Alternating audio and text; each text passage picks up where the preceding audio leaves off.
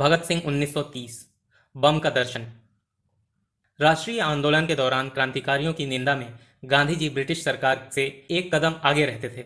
23 दिसंबर 1929 को क्रांतिकारियों ने ब्रिटिश साम्राज्यवाद के स्तंभ वाइसराय की गाड़ी को उड़ाने का प्रयास किया, जो असफल रहा।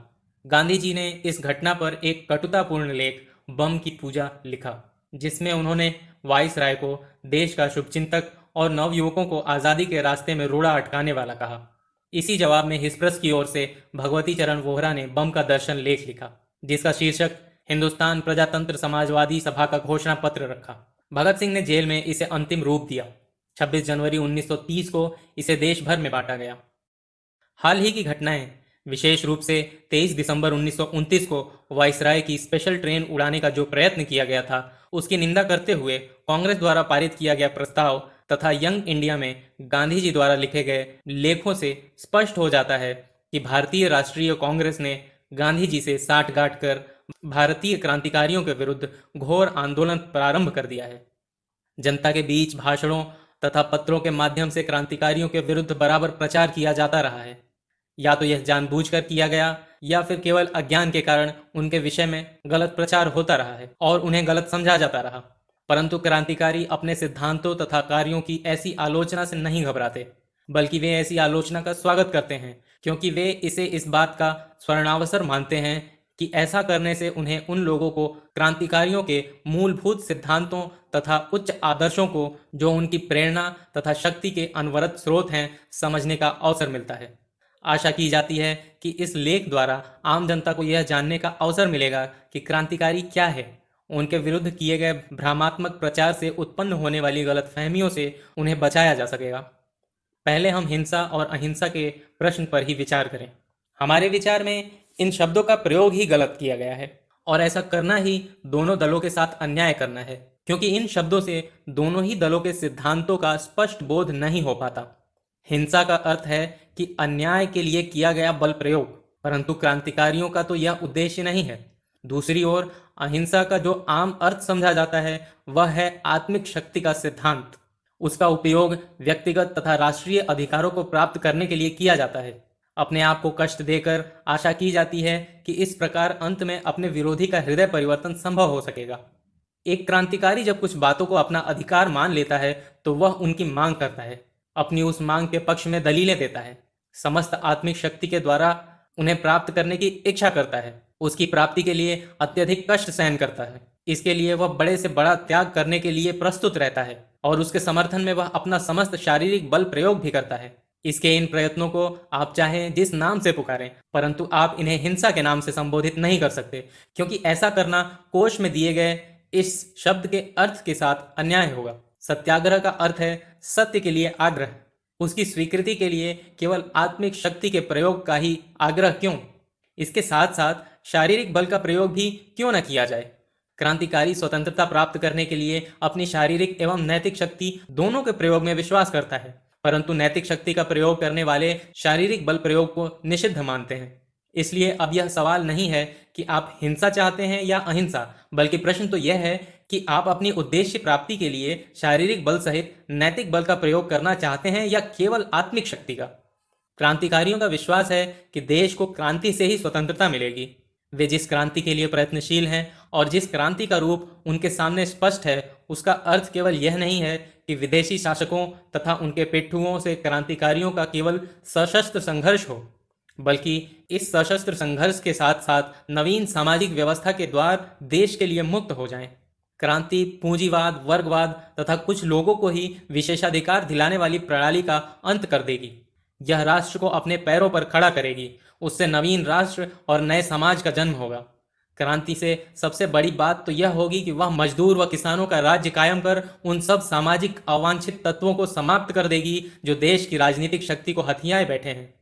आज की तरुण पीढ़ी को मानसिक गुलामी तथा धार्मिक रूढ़िवादी बंधन जकड़े हैं, और उससे छुटकारा पाने के लिए तरुण समाज की जो बेचैनी है, क्रांतिकारी उसी में प्रगतिशीलता के अंकुर देख रहा है। नवयुवक जैसे जैसे मनोविज्ञान आत्मसात करता जाएगा, वैसे वैसे राष्ट्र की गुलामी का चित्र उसके सामने स्पष्ट होता जाएगा तथा उसकी देश को स्वतंत्र करने की इच्छा प्रबल होती जाएगी। और उसका यह क्रम तब तक चलता रहेगा जब तक कि युवक न्याय, क्रोध और क्षोभ से ओतप्रोत हो अन्याय करने वालों की हत्या न प्रारंभ कर देगा। इस प्रकार देश में आतंकवाद का जन्म होता है। आतंकवाद संपूर्ण क्रांति नहीं और क्रांति भी आतंकवाद के बिना पूर्ण नहीं।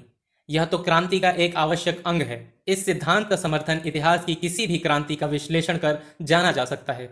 आतंकवाद आताताई के मन में भय पैदा कर पीड़ित जनता में प्रतिरोध की भावना जागृत कर उसे शक्ति प्रदान करता है।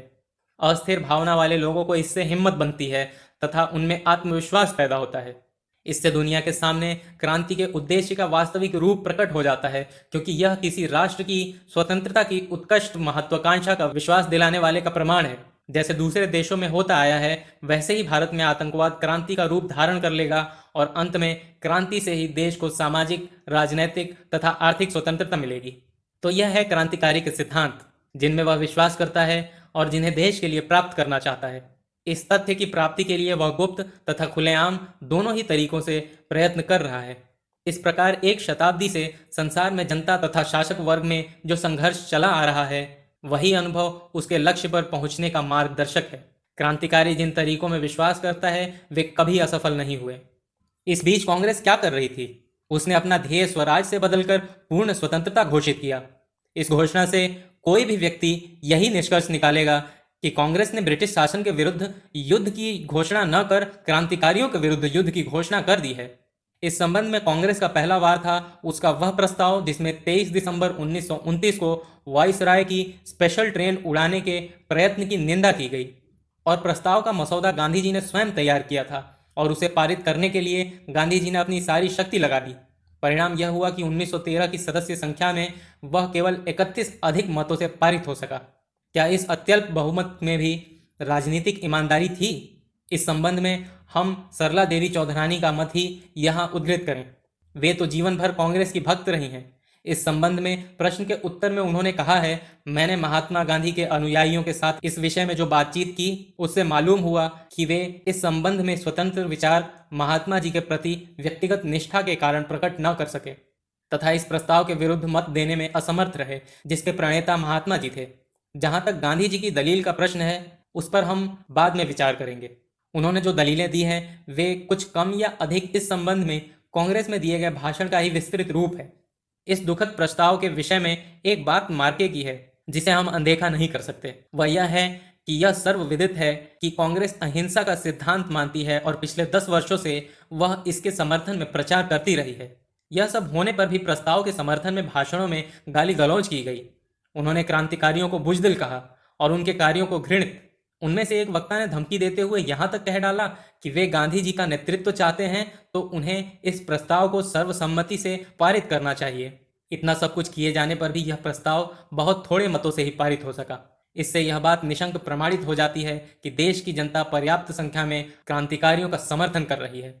इस तरह से उसके लिए गांधी जी हमारे बधाई के पात्र हैं कि उन्होंने इस प्रश्न पर विवाद खड़ा किया और इस प्रकार संसार को दिखा दिया कि कांग्रेस, जो अहिंसा का गढ़ माना जाता है, वह संपूर्ण नहीं तो एक हद तक तो कांग्रेस से अधिक क्रांतिकारियों के साथ है। इस विषय में गांधी जी ने जो विजय प्राप्त की, वह एक प्रकार की हार ही के बराबर थी और अब वे the cult of the bomb लेख द्वारा क्रांतिकारियों पर दूसरा हमला कर बैठे हैं। इस संबंध में आगे कुछ कहने से पूर्व इस लेख पर हम अच्छी तरह विचार करेंगे। इस लेख में उन्होंने 3 बातों का उल्लेख किया है: उनका विश्वास, उनके विचार और उनका मत। हम उनके विश्वास के संबंध में विश्लेषण नहीं करेंगे क्योंकि विश्वास में तर्क के लिए स्थान नहीं है। गांधी जी जिसे हिंसा कहते हैं और जिसके विरुद्ध उन्होंने जो तर्क संगत विचार प्रकट किए हैं, हम उनका सिलसिलेवार विश्लेषण करें। गांधी जी सोचते हैं कि उनकी धारणा सही है कि अधिकतर भारतीय जनता को हिंसा की भावना छू तक नहीं गई है और अहिंसा उनका राजनीतिक शस्त्र बन गया है। हाल ही में उन्होंने देश का जो भ्रमण किया है, उस अनुभव के आधार पर उनकी यह धारणा बनी है, परंतु उन्हें अपनी इस यात्रा के इस अनुभव से इस भ्रम में नहीं पड़ना चाहिए। यह बात सही है कि नेता अपने दौरे वहीं तक सीमित रखता है जहां तक डाक गाड़ी उसे आराम से ले जा सकती है, जबकि गांधी जी ने अपनी यात्रा का दायरा वहां तक बढ़ा दिया है जहां तक मोटर कार द्वारा वे जा सकें। इस यात्रा में वे धनी व्यक्तियों के ही निवास स्थानों पर रुके। इस यात्रा का अधिकतर समय उनके भक्तों द्वारा आयोजित गोष्ठियों में की गई उनकी प्रशंसा, सभाओं में यदाकदा अशिक्षित जनता को दिए जाने वाले दर्शनों में बीता, जिसके विषय में उनका दावा है कि वे उन्हें अच्छी तरह समझते हैं। परंतु यही बात इस दलील के विरुद्ध है कि वे आम जनता की विचारधारा को जानते हैं। कोई व्यक्ति जन साधारण की विचारधारा को केवल मंच से दर्शन और उपदेश देकर नहीं समझ सकता। वह तो केवल इतना ही दावा कर सकता है कि उसने विभिन्न विषयों पर अपने विचार जनता के सामने रखे। क्या गांधी जी ने इन वर्षों में आम जनता के सामाजिक जीवन में कभी प्रवेश करने का प्रयत्न किया? क्या कभी उन्होंने किसी संध्या को गांव की किसी चौपाल के अलाव के पास बैठकर किसी किसान के विचार जानने का प्रयत्न किया? क्या किसी कारखाने के मजदूर के साथ एक भी शाम गुजारकर उसके विचार समझने की कोशिश की? पर हमने यह किया है, इसलिए हम दावा करते हैं कि हम आम जनता को जानते हैं। हम गांधी जी को विश्वास दिलाते हैं कि साधारण भारतीय साधारण मानव के सामने ही अहिंसा तथा अपने शत्रु से प्रेम करने की आध्यात्मिक भावना को बहुत कम समझता है। संसार का तो यही नियम है। तुम्हारा एक मित्र है, तुम उससे स्नेह करते हो, कभी कभी तो इतना अधिक कि तुम उसके लिए अपने प्राण भी दे देते हो। तुम्हारा शत्रु है, तुम उससे किसी भी प्रकार का संबंध नहीं रखते हो। क्रांतिकारियों का यह सिद्धांत नितांत सत्य, सरल और सीधा है, और यह ध्रुव सत्य आदम और हव्वा के समय से चला आ रहा है तथा इसे समझने में कभी किसी को कठिनाई नहीं हुई। हम यह बात स्वयं के अनुभव के आधार पर कह रहे हैं। वह दिन दूर नहीं जब लोग क्रांतिकारी विचारधारा को सक्रिय रूप देने के लिए हजारों की संख्या में जमा होंगे। गांधी जी घोषणा करते हैं कि अहिंसा के सामर्थ्य तथा अपने आप को पीड़ा देने की प्रणाली से उन्हें यह आशा है कि वे एक दिन विदेशी शासकों का हृदय परिवर्तन कर अपनी विचारधारा का उन्हें अनुयायी बना लेंगे। अब उन्होंने अपने सामाजिक जीवन के इस चमत्कार के प्रेम संहिता के प्रचार के लिए अपने आप को समर्पित कर दिया है। वे अड़िग विश्वास के साथ उसका प्रचार कर रहे हैं, जैसा कि उनके कुछ अनुयायियों ने भी किया है। परंतु क्या वे बता सकते हैं कि भारत में कितने शत्रुओं का हृदय परिवर्तन कर वे भारत का मित्र बनाने में समर्थ हुए हैं? वे कितने डायरों तथा रीडिंग और इरविन को भारत का मित्र बना सके हैं? यदि किसी को भी नहीं, तो भारत उनकी विचारधारा से कैसे सहमत हो सकता है कि वे इंग्लैंड को अहिंसा द्वारा समझा बुझाकर बात को स्वीकार करने के लिए तैयार करा लेंगे कि वे भारत को स्वतंत्रता दे दें? यदि वाइसराय की गाड़ी के नीचे बमों का ठीक से विस्फोट हुआ होता तो दो में से एक बात अवश्य हुई होती। या तो वाइसराय अत्यधिक घायल हो जाते या उनकी मृत्यु हो गई होती। ऐसी स्थिति में वाइसराय तथा राजनीतिक दलों के नेताओं के बीच मंत्रणा न हो पाती। यह प्रयत्न रुक जाता, उससे राष्ट्र का भला ही होता। कलकत्ता कांग्रेस की चुनौती के बाद भी स्वशासन की भीख मांगने के लिए वाइसराय भवन के आसपास मंडराने वालों के लिए घृणास्पद प्रयत्न विफल हो जाते। यदि बमों का ठीक से विस्फोट हुआ होता तो भारत का एक शत्रु उचित सजा पा जाता। मेरठ तथा लाहौर षड्यंत्र और भूसावल कांड का मुकदमा चलाने वाले केवल भारत के शत्रुओं को ही मित्र प्रतीत हो सकते हैं। साइमन कमीशन के सामूहिक विरोध से देश में एकजुटता स्थापित हो गई थी। गांधी तथा नेहरू की राजनीतिक बुद्धिमत्ता के बाद ही इरविन उसे छिन्न भिन्न करने में समर्थ हो सका। आज कांग्रेस में भी आपस में फूट पड़ गई है। हमारे इस दुर्भाग्य के लिए वाइसराय या उसके चाटुकारों के सिवा कौन जिम्मेदार हो सकता है? इस पर भी हमारे देश में ऐसे लोग हैं जो उसे भारत का मित्र कहते हैं। देश में ऐसे भी लोग होंगे जिन्हें कांग्रेस के प्रति श्रद्धा नहीं, इससे वे कुछ आशा भी नहीं करते। यदि गांधी जी क्रांतिकारियों को उस श्रेणी में गिनते हैं तो वे उनके साथ अन्याय करते हैं। वे इस बात को अच्छी तरह जानते हैं कि कांग्रेस ने जन जागृति का महत्वपूर्ण कार्य किया है। उसने आम जनता में स्वतंत्रता की भावना जागृत की है, क्योंकि उनका यह दृढ़ विश्वास है कि जब तक कांग्रेस में सेन गुप्ता जैसे अद्भुत प्रतिभाशाली व्यक्तियों का, जो वाइसराय की ट्रेन उड़ाने में गुप्तचर विभाग का हाथ होने की बात करते हैं, तथा अंसारी जैसे लोग जो राजनीति कम जानते हैं और उचित तर्क की उपेक्षा कर बेतुकी और तर्कहीन दलील देकर यह कहते हैं कि किसी राष्ट्र ने बम से स्वतंत्रता प्राप्त नहीं की, जब तक कांग्रेस के निर्णयों में इनके जैसे विचारों का प्राधान्य रहेगा, तब तक देश उससे बहुत कम आशा कर सकता है। क्रांतिकारी तो उस दिन की प्रतीक्षा में है जब कांग्रेसी आंदोलन से अहिंसा की यह सनक समाप्त हो जाएगी और वह क्रांतिकारियों के कंधे से कंधा मिलाकर पूर्ण स्वतंत्रता के लिए सामूहिक लक्ष्य की ओर बढ़ेगी। इस वर्ष कांग्रेस ने इस सिद्धांत को स्वीकार लिया है, जिसका प्रतिपादन क्रांतिकारी पिछले 25 वर्षों से करते चले आ रहे हैं। हम आशा करें कि अगले वर्ष वह स्वतंत्रता प्राप्ति के नए तरीकों का भी समर्थन करेगी। गांधी जी यह प्रतिपादित करते हैं कि जब जब हिंसा का प्रयोग हुआ है तब तब सैनिक खर्च बढ़ा है। यदि उनका मंतव्य क्रांतिकारियों की पिछली 25 वर्षों की गतिविधियों से है तो हम उनके वक्तव्यों को चुनौती देते हैं कि वे अपने इस कथन को तथ्य और आंकड़ों से सिद्ध करें। बल्कि हम तो यह कहेंगे कि उनके अहिंसा और सत्याग्रह के प्रयोगों का परिणाम, जिनकी तुलना स्वतंत्रता संग्राम से नहीं की जा सकती, नौकरशाही अर्थव्यवस्था पर हुआ है। आंदोलनों का, फिर वे हिंसात्मक हो या अहिंसात्मक, सफल हो या असफल, परिणाम तो भारत की अर्थव्यवस्था पर होगा ही। हमें समझ नहीं आता कि देश में सरकार ने जो विभिन्न वैधानिक सुधार किए, गांधी जी उनमें हमें क्यों उलझाते हैं। उन्होंने मार्लियामेंटो रिफॉर्म, मॉन्टेग्यू रिफॉर्म या ऐसे ही अन्य सुधारों की न तो कभी परवाह की और न ही उनके लिए आंदोलन किया। ब्रिटिश सरकार ने तो यह टुकड़े वैधानिक आंदोलनकारियों के सामने फेंके थे, जिससे उन्हें उचित मार्ग पर चलने से पथभ्रष्ट किया जा सके। ब्रिटिश सरकार ने उन्हें तो यह घूस दी थी जिससे वे क्रांतिकारियों को समूल नष्ट करने की उनकी नीति के साथ सहयोग करें।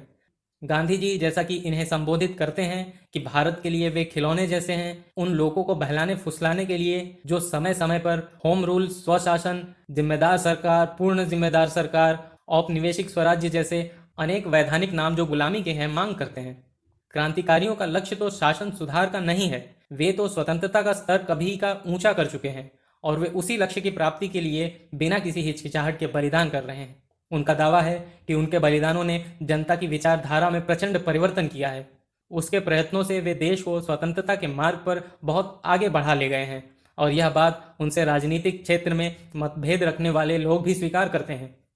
गांधी जी का कथन है कि हिंसा से प्रगति का मार्ग अवरुद्ध होकर स्वतंत्रता पाने का दिन स्थगित हो जाता है। तो हम इस विषय में अनेक ऐसे उदाहरण दे सकते हैं जिनमें जिन देशों ने हिंसा से काम लिया उनकी सामाजिक प्रगति होकर उन्हें राजनीतिक स्वतंत्रता प्राप्त हुई। हम रूस तथा तुर्की का ही उदाहरण लें। दोनों ने हिंसा के उपायों से ही सशस्त्र क्रांति द्वारा सत्ता प्राप्त की। उसके बाद भी सामाजिक सुधारों के कारण वहां की जनता ने बड़ी तीव्र गति से प्रगति की। एकमात्र अफगानिस्तान के उदाहरण से राजनीतिक सूत्र सिद्ध नहीं किया जा सकता, यह तो अपवाद मात्र है। गांधी जी के विचार में असहयोग आंदोलन के समय जो जन जागृति हुई है वह अहिंसा के उपदेश का ही परिणाम था, परंतु यह धारणा गलत है और यह श्रेय अहिंसा को देना भी भूल है, क्योंकि जहां भी अत्यधिक जन जागृति हुई वह सीधे मोर्चे की कार्रवाई से हुई। उदाहरणार्थ रूस में शक्तिशाली जन आंदोलन से ही वहां किसान और मजदूरों में जागृति उत्पन्न हुई। उन्हें तो किसी ने अहिंसा का उपदेश नहीं दिया था, बल्कि हम तो यहाँ तक कहेंगे कि अहिंसा तथा गांधी जी की समझौता नीति से ही उन शक्तियों में फूट पड़ गई जो सामूहिक मोर्चे के नारे से एक हो गई थी। यह प्रतिपादित किया जाता है कि राजनीतिक अन्यायों का मुकाबला अहिंसा के शस्त्र से किया जा सकता है, पर इस विषय में संक्षेप में यही कहा जा सकता है कि यह अनोखा विचार है जिसका अभी प्रयोग नहीं हुआ है। दक्षिण अफ्रीका में भारतीयों के जो न्यायोचित अधिकार मांगे जाते थे उन्हें प्राप्त करने में अहिंसा का शस्त्र असफल रहा। वह भारत को स्वराज्य दिलाने में भी असफल रहा, जबकि राष्ट्रीय कांग्रेस स्वयंसेवकों की एक बड़ी सेना उसके लिए प्रयत्न करती रही तथा उस पर लगभग 1.25 करोड़ रुपया भी खर्च किया गया। हाल ही में बारदोली सत्याग्रह में इसकी सफलता सिद्ध हो चुकी है। इस अवसर पर सत्याग्रह के नेता गांधी और पटेल ने बारदोली के किसानों को जो कम से कम अधिकार दिलाने का आश्वासन दिया था उसे भी वे न दिला सके। इसके अतिरिक्त अन्य किसी देशव्यापी आंदोलन की बात हमें मालूम नहीं। अब तक इस अहिंसा को एक ही आशीर्वाद मिला, वह था असफलता का। ऐसी स्थिति में आश्चर्य नहीं कि देश ने फिर उसके प्रयोग से इनकार कर दिया। वास्तव में गांधी जी जिस रूप में सत्याग्रह का प्रचार करते हैं वह एक प्रकार का आंदोलन है, एक विरोध है जिसका स्वाभाविक परिणाम समझौते में होता है, जैसा प्रत्यक्ष देखा गया है। इसलिए जितनी जल्दी हम समझ लें कि स्वतंत्रता और गुलामी में कोई समझौता नहीं हो सकता उतना ही अच्छा है। गांधी जी सोचते हैं हम नए युग में प्रवेश कर रहे हैं, परंतु कांग्रेस विधान में शब्दों का हेर फेर मात्र कर अर्थात स्वराज्य को पूर्ण स्वतंत्रता कह देने से नया युग प्रारंभ नहीं हो जाता। वह दिन वास्तव में एक महान दिवस होगा जब कांग्रेस देशव्यापी आंदोलन प्रारंभ करने का निर्णय करेगी, जिसका आधार सर्वमान्य क्रांतिकारी सिद्धांत होंगे। ऐसे समय तक स्वतंत्रता का झंडा फहराना हास्यास्पद होगा। इस विषय में हम सरला देवी चौधरानी के उन विचारों से सहमत हैं जो उन्होंने एक पत्र संवाददाता को भेंट में व्यक्त किए।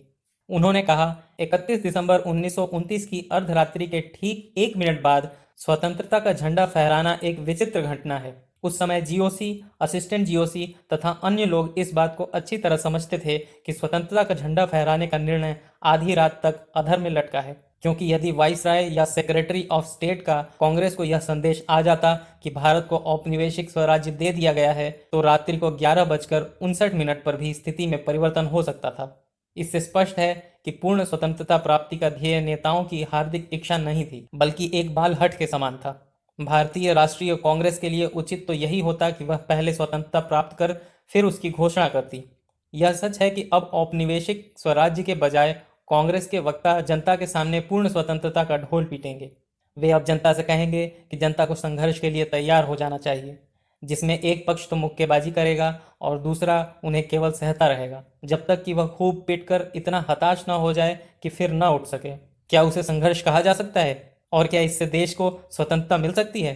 किसी भी राष्ट्र के लिए सर्वोच्च लक्ष्य प्राप्ति का ध्येय सामने रखना अच्छा है, परंतु साथ में यह भी आवश्यक है इस लक्ष्य तक पहुंचने के लिए उन साधनों का उपयोग किया जाए जो योग्य हों और जो पहले उपयोग में आ चुके हों, अन्यथा संसार के सम्मुख हमारे हास्यास्पद बनने का भय बना रहेगा।